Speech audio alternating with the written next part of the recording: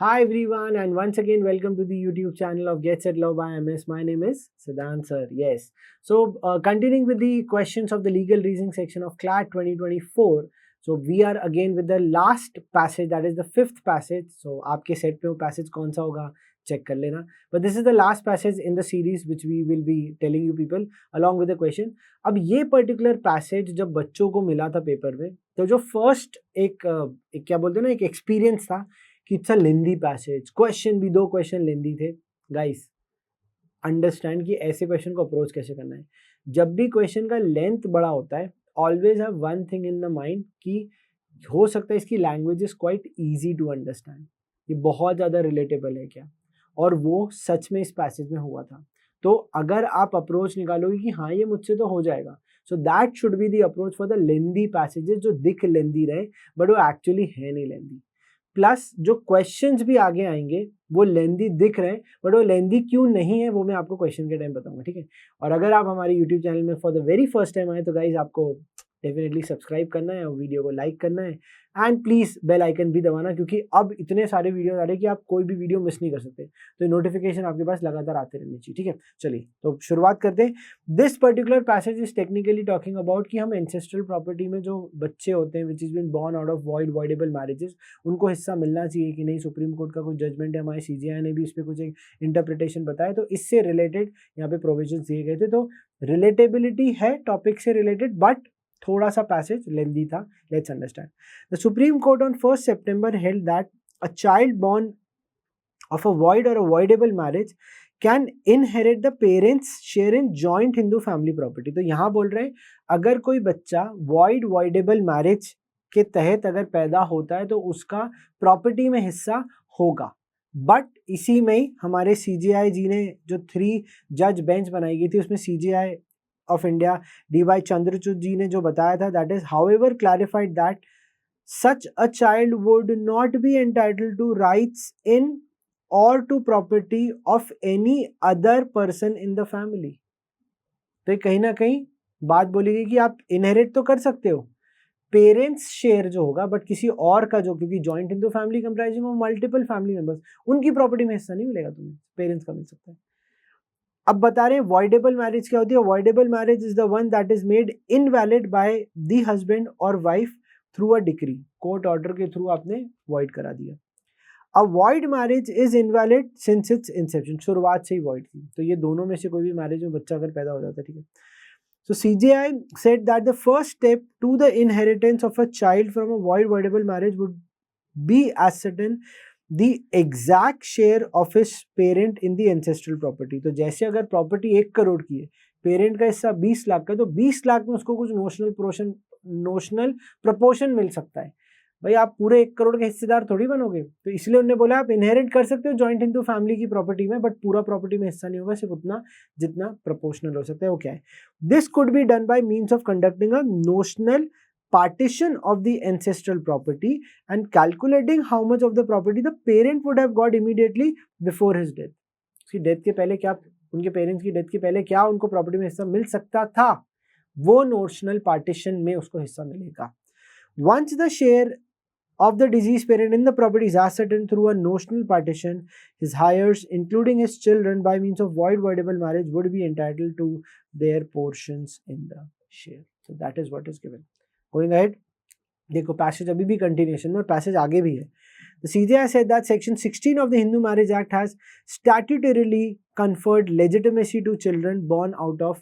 So the act have been given the power that they have been conferred legitimacy to children born out of the voidable marriages. In fact, CJI pointed out that Section 16(3) stipulates that children from these types of marriages would have a right to the parents' property. The court said that the intent of granting legitimacy to such children in the act should also be reflected in the Hindu Succession Act. क्योंकि Succession Act talks about कि अब जो भी successor बनेगा उसका ancestral property में क्या हिस्सा होगा. तो ये अगर आप लोगों ने पढ़ा तो डेफिनेटली होगा, इसमें कोई डाउट नहीं कि आप लोगों ने ये प्रोविजंस पढ़े नहीं है. So should also be reflected in the Succession Act which governs inheritance. Inheritance की बात करता है. Children from voidable marriages come within the ambit of legitimate kinship and cannot be regarded as illegitimate by the Hindu succession when it comes to inheritance. तो आप illegitimate declare नहीं कर सकते. The case before the 3-judge bench was focused on an amended provisions in the Act, that is the Hindu Marriage Act section 16(3). The case was referred to a larger bench in 2011, that is 2011, after a division bench on the Apex Court refused to follow past precedents and championed the cause of children born out the illegitimate marriages. तो ये क्या बोल रहे हैं कि 3-judge bench have even focused and amended the provisions because the case was referred to a larger bench in 2011 में ये provisions एक अलग तरीके से view किए गए थे. वो क्या था? With changing social norms of legitimacy in every society including ours, what was illegitimate in the past may be legitimate today. जो पहले illegitimate माना जाता था आज उसे legitimate मानेंगे तो things are changing in year on year. तो हमें amendment की जरूरत पड़ेगी ही. The concept of legitimacy stems from social consensus in the shaping of various social groups play a vital role. Justice Ganguly, who authored the 2011 judgment, has observed. So, तब आप हो सकता है कि इन्हें illegitimate children मानते होंगे, but अब लोग live in relationship में रहते हैं, even they are married also और separated हैं. बच्चा legitimate है, illegitimate है, मैरिज हुई नहीं हुई, शुरुआत से गलत था, जो भी था, बट फिर भी कहीं ना कहीं लेजिटिमेसी के पॉइंट अब आने लगे, बट पहले वो इलेजिटिमेट मानते थे, तो चेंज हो रहा है. During the hearings of the reference, CJI has agreed with the division bench finding that children from a voidable marriages had rights over the property, whether self-acquired or ancestral of their parents, and this have been taken from the provision that is Hindu में, the Hindu में ये article छपा था. ठीक है, moving to the question. Now here is the question.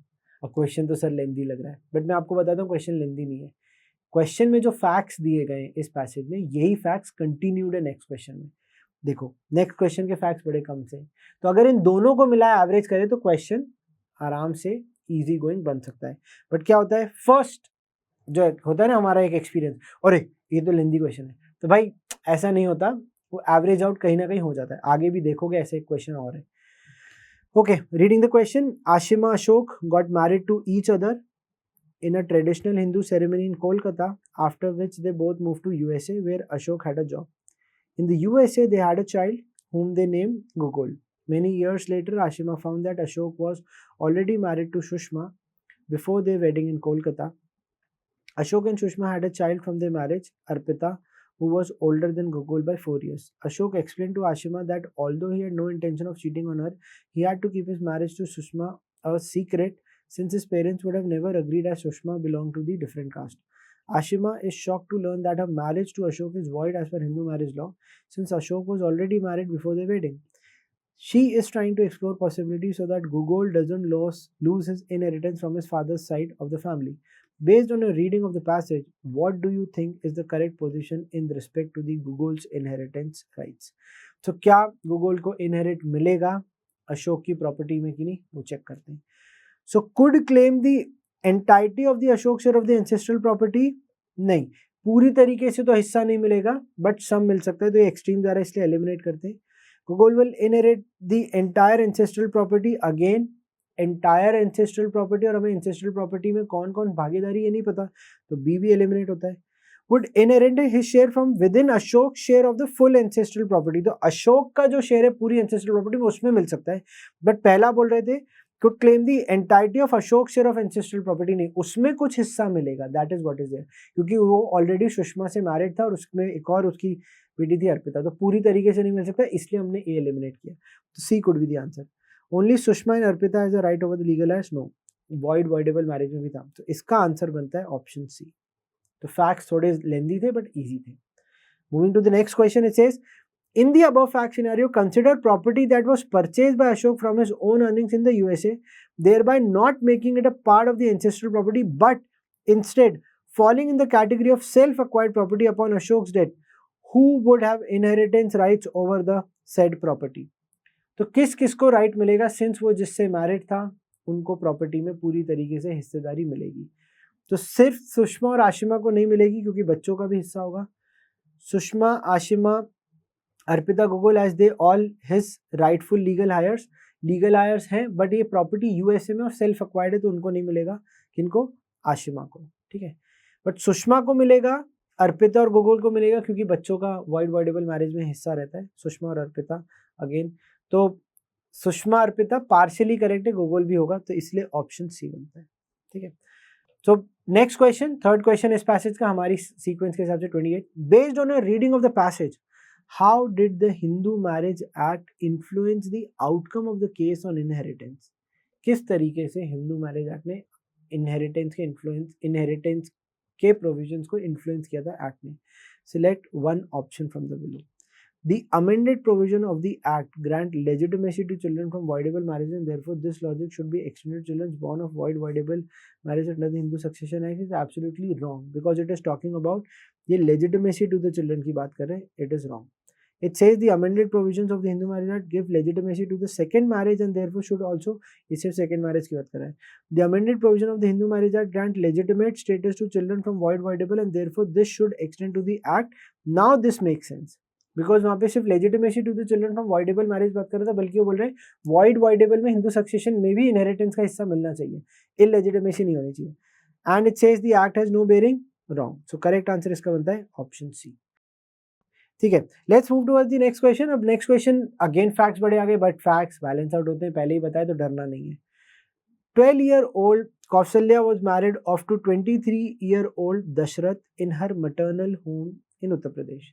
She completed her education after her marriage and went on to get a job as a teacher at a government school. बड़ी अच्छी कहानी चल रही है।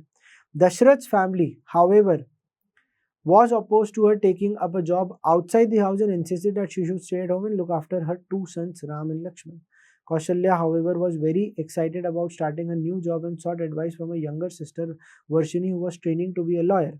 Varshini advises her that since she was married before she turned 18, her marriage was voidable and she could get it annulled.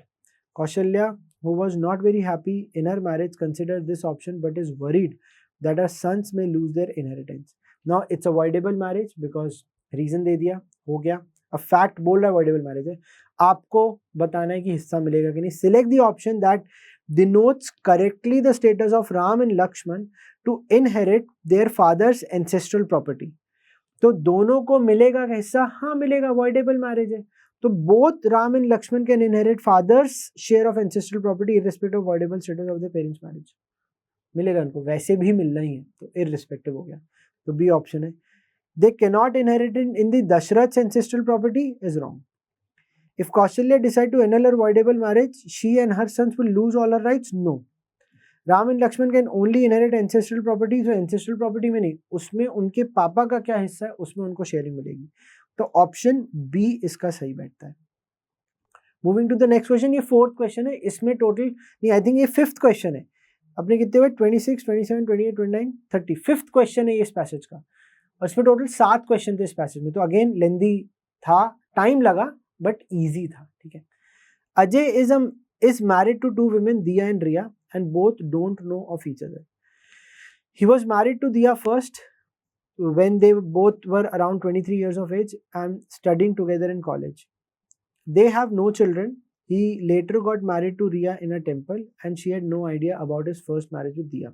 Ajay and Riya had 2 children, Raj and Rani. One day, Riya found out about Diya from one of Ajay's college friend. She wants to divorce Ajay but finds out that her marriage to him is void since he was already married at that time. At loss, she goes to the lawyer to find out about the rights of her children to inherit property. Which is the most legally sound advice the lawyer could give it to her? तो बोले most legally sound, तो हर option देखना पड़ेगा। He would say that her children can still inherit property from Ajay thanks to Supreme Court judgment. ठीक है, supreme court ने judgement बोला ही था। He would advise her to get her marriage registered so that, so registration की बात ही नहीं की गई, तो ये तो गलत एडवाइस हो गया, ये लॉयर ये एडवाइस वाला लॉयर सही नहीं था। He would advise her to ignore her marriage with Ajay since it is anyway a void marriage. So this is not a sound advice because कहीं ना कहीं क्वेश्चन में दिया है she was concerned about the rights of inheritance about the child, तो इसीलिए her children ये लिया ना यहाँ पे क्वेश्चन में, तो इसीलिए ये चीज़ पता होनी चाहिए, ऑप्शन सी सही नहीं बैठ रहा। He would advise her to speak to Diya and sort it out with her so that her children can inherit property since she would have the final say. क्या बोल रहे हैं कि आप दिया से बात करो, sort it out करो, तो ये सजेशन भले अच्छा होगा, प्रैक्टिकली भी वायबल होगा, बट लीगली वायबल नहीं है। तो डी एलिमिनेट होके हमारे पास बचता है ऑप्शन ए करेक्ट आंसर इसका। Next question, in the above scenario, देखो एवरेज आउट हो गया ना, क्वेश्चन छोटा हो गया। In the above scenario, Ria wants to know if there is any way in which the judgment can come to her aid while inheriting property owned by Ajay. What could be the correct position in the law?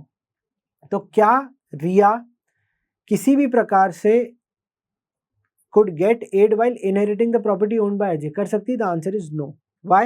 She cannot inherit property as the judgment merely talks about the rights of children from the void marriage, and यहाँ रिया की बात की गई थी, तो रिया को हिस्सा नहीं मिलेगा, हिस्सा मिलेगा बच्चों को।